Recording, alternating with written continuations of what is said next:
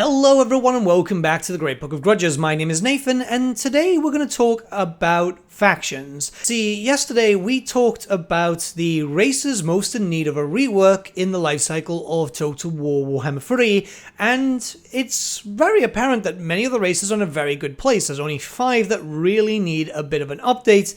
Well, 6 if you count the dwarves, but I think that the dwarves need more DLC than anything else. But with all that being said, just because the races are fine doesn't mean that the factions themselves are fine too. You see, there's some factions that really should be a bit more unique and have their own set of mechanics, and it's a bit of a shame that over the years we've still not seen that. Now, Warhammer 3 has brought in some new mechanics which could really help some new factions, and just in general it would be nice to have a little bit of an update to add to more replayability. You know, there's 86 legendary lords at the time of recording this video, so some of them just feel a little bit bare, and hopefully in the future we'll see more, but, you know, this all comes down to Creative Assembly having the dev time for it, updates, all that type of stuff. But let me highlight some factions that really do need a bit of an update just to make them a bit more fun. So, yeah, let's begin. So, we're going to start off with Clan Pestilence, and I'm only putting them down on the list because I know people are just going to say the Skaven have had enough updates. And yes, that is true, the Skaven have had a lot of love over the years, but Clan Pestilence is a major clan. Just like Clan Skryre, Clan Eshin, and Clan Moulder, they need something about them to make them unique. And unfortunately, well, we have nothing to actually make them unique. This was until the Nurgle faction came into play and we have plagues. Clan Pestilence could really do with that, considering that plagues are a massive thing here. And yes, I know, it's not the most important thing, but keep in mind that just something this simple is enough to just make them fun and there's a reason to play them, where right now, yeah, there is a little bit of a plague function, but it's the Warhammer 2 variant, and it's just not fun, and it doesn't have this whole play around with it aspect that the new plague system does. It would bring a breath of fresh air to this faction, and it would give people a reason to play it more, as most people will probably go for Skryre, because, you know, guns and stuff, or Moulder, because you can be a Mutator, or hell, even Eshin for the assassin stuff. And yes, I will admit that there's a lot of bias here because I mostly played Clan Pestilence themed lists back on the tabletop, but the fact is that it's a major clan, and a major clan does deserve a little bit of an extra push. It's just very odd. And let's be honest, did they need a faction to be a generic starter faction with no unique mechanics or just very bare minimum? Give that to Tretch, right? That's why Tretch exists. He's nobody. As you can tell from this video, it's not big reworks that are needed, just very small ones. Sometimes there'll be a big one, yeah.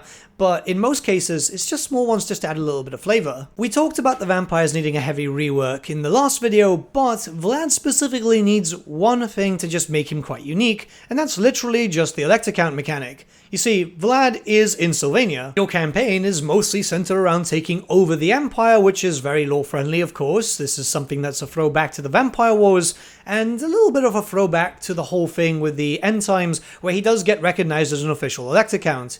Well, he is anyway, but that was only properly confirmed when that happened. But having the Elector Count mechanic, I know, yes, it's not the most exciting thing, will just make Vlad and Isabella, because they're the same faction, a little bit more replayable from the other Vampire Count factions. In truth, all the vampires do need something a little bit more special, but really, I'm more interested in Vlad. I don't know about you guys, but I feel like Vlad really needs to have something just to make him unique. And while this is not really making him unique as he's taking it from the Empire, it just fits with his lore. It fits really, really well. And it could just be updated to have some maybe different items and maybe getting some unique regiments of renown from it, just like the Empire does, but in a more vampiric way. I mean, let's be honest, he also needs some other stuff like Sylvanian levies and all that type of stuff, but hey, you know, these types of things are something that we're expecting in a rework. I just wanted to just push it a little bit further here, as I want Vlad to feel as different as possible. And yes, I know, before anyone puts it in the comments, yeah, we do have Sylvanian levies, but I mean in a more free-form way, where you can just keep recruiting them,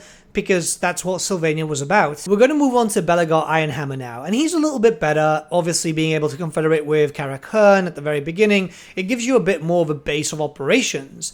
The main thing is that, well, his faction is just focused around a negative, and then afterwards, you will then lose the negative once you capture Karak 8 Peaks, but that's it. That's literally it. There needs to be some more things about it, with maybe a level of aggression, very similar to that of the cafe invasions, but in a different sense, where you need to feel more constantly assaulted by Quake and Skarsnik. This needs to be a complete race where maybe things could get a little bit more interesting, and you have to fight a massive quest battle, and you have to deal with all of them. Like, the campaign is generally fine, but there needs to be a reason for you holding Karak 8 Peaks, not just the upkeep production.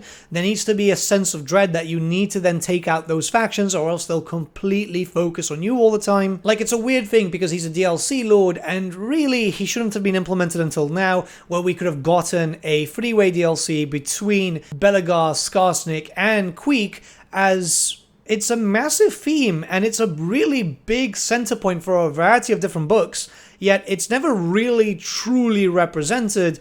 And this is the problem, because Skarsnik and Beluga were added in as a DLC for Game 1, and yeah, the Game 1 DLC, yeah, they're lacking. Honestly, other than the 4 Ghost Dwarfs, I don't see a reason to play as Beluga. I really don't. Next, we're going to move on to Quake Headtaker. Yeah, another Skaven, but a very popular Skaven. But then again, it's not really surprising considering how loved Quake is through the fanbase. He had a really cool book too, and really he only needs a minor mechanic. Other than the fact that the 8 Peaks thing needs to be fixed up, this is something that has been mentioned before with Beluga, and would be the same for Skarsnik, who's not going to feature in this video because Skarsnik is generally fine barring that. We need to see something unique. You know, there's a big thing in the lore with Quake about the skulls that he has, right? The heads. They talk to him, they tell him stuff. Some of them even give him some sort of, like, foresight. Some of them tell him, like, some other factions are planning against him. Yeah, it's schizophrenia, it's definitely schizophrenia, but it definitely works in his favor, and it is something that's heavily tied to his lore. So a head-taking mechanic, very similar to that of like the war mechanic, where you'd go to get a trophy, but instead you'd hunt down a character and take the head, get some bonuses for a while. Maybe you could have a few different bonuses up and running, as obviously there's 3 slots. Did he have 3 slots or 4? It's been a while since I've used that mini in the tabletop, but you know what I mean, it's just that, you know, just have something unique to give you a reason to play as Quake. Right now, again, you want to play as the major clans, and yes, Clan Moors is not a major clan, but they are getting close. They were always considered like a 5th. I know Clan Rictus also was considered quite powerful, but nobody really cares too much about Rictus. It's a shame. I would love if a mechanic got introduced for Rictus, but if one faction has to stay vanilla, then that one can do that, and the rest of them can be a bit more interesting. Alright, we're going to move on to Aeronessa Saltspite, and the only reason she's not top 1 is because, well, she's going to need a DLC. She's going to need a DLC if they want to fix her up a little bit. You see, she's immortal, and yet for some reason she's leading undead units in the Vampire Coast, which, let's be honest, she should have been part of a Sartos and mini faction, and I lost all hope that this could happen. However, Champions of Chaos introducing these sort of sub-factions, sub-races as they've called it, brings in a breath of fresh air and possibly something that could just fix up Aeronessa, completely changing her to have a pure human, well, human and monster faction, rather than focusing on undead, spreading vampiric corruption and all that type of jazz, as she's not undead. I'm not saying that she needs a Champions of Chaos style DLC, as, well, that would just be too massive for a race which is pretty good at the moment. Yeah, they need a few fixes here and there, but generally quite good. But a smaller mini pack would be great for her, just to change her around. Or if anything does happen in the future and we do get to the Dogs of War and we get like Sartosan faction or a pirate faction, a rework could come into effect which completely overhauls her, and it would give you a reason to play a proper faction, a proper living pirate faction. There's really great mods that change that, but it's a shame that this has not been done officially, as yeah, again, it just makes no sense that she's just hanging around with the undead like this. It does in the sense of Dreadfleet and all that, but it would just be cool if we had a different sub-faction. So you could play the Vampire Coast with one of the undead lords and then play the Aeronessa pirate living faction.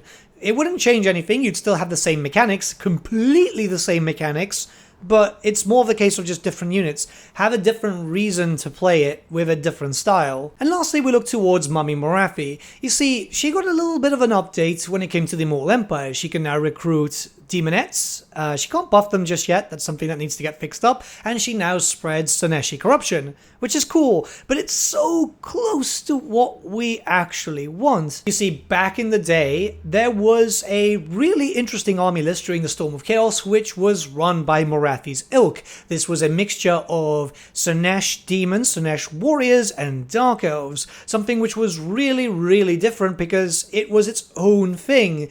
And I loved it. I absolutely loved it on the tabletop. And now that we actually have Chaos Warriors of Slaanesh, it kind of fits in really well. We pretty much have everything that the whole Cult of Pleasure stuff had. So why not? Why not have something completely different for a Dark Elf faction, which would then allow us to have something really, really special? Whereas you'll have a Dark Elf sub-faction, which will just be so different, it will give you a reason to play as Morafi, barring the fact that, you know, this is Morafi and you want to play as her anyway, but this means that you have a radical different playstyle, which was so needed, I think, in this series. It would add in such a breath of fresh air for a lot of different races to have sub-factions there with just totally different campaigns, maybe with the same style of mechanics overall, but a different playstyle. Because we're already expecting stuff like this officially in the future with, say, Boris Todbringer with the Cult of Ulrich.